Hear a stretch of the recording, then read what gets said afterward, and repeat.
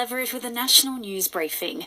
New South Wales is expected to hit the 80% vaccine milestone this weekend, triggering a further easing of restrictions from Monday. But Premier Dominic Perrottet has confirmed Sydney-siders will not be allowed to travel to regional areas for a while yet to protect areas with lower vax rates. Standing up in pubs, there will be no limits on weddings and funerals. And we have made a decision today, and I know for many it will be an unpopular decision, but as Premier I believe it is the right decision, and that is to defer regional travel from Greater Sydney until the 1st of November. The state's also announced hotel and home quarantine will end for international arrivals from November 1. The Prime Minister has backed the plan but stressed the state should focus on getting Aussies home and travelling overseas first. Scott Morrison also confirming he'll attend an upcoming Glasgow Climate Summit. It's an important event. The government will be finalising its position for me to take to that summit prior to my departure over the next fortnight. It's unclear whether Queensland's border will stay shut for longer following New South Wales's quarantine announcement. Chief Health Officer Jeanette Young says she's still trying to work out what it means for the Sunshine State. There's just been an enormous change this morning that I haven't been able to get my head around, and it's not just a change that will impact on New South Wales. Opening the borders to New South Wales then leads to a flow-on to every other state.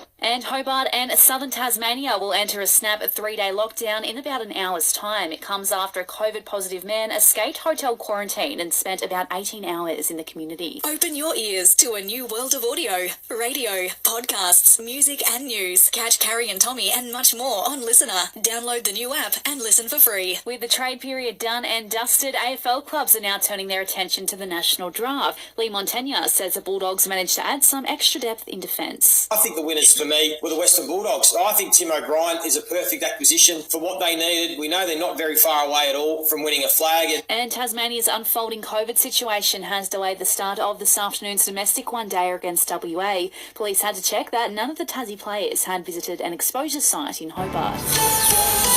Buying or selling, rural or residential properties? Miller, Wan and John.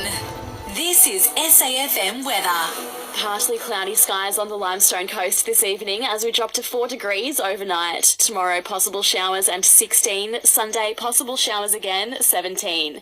For radio podcasts, music and news, download the free Listener app.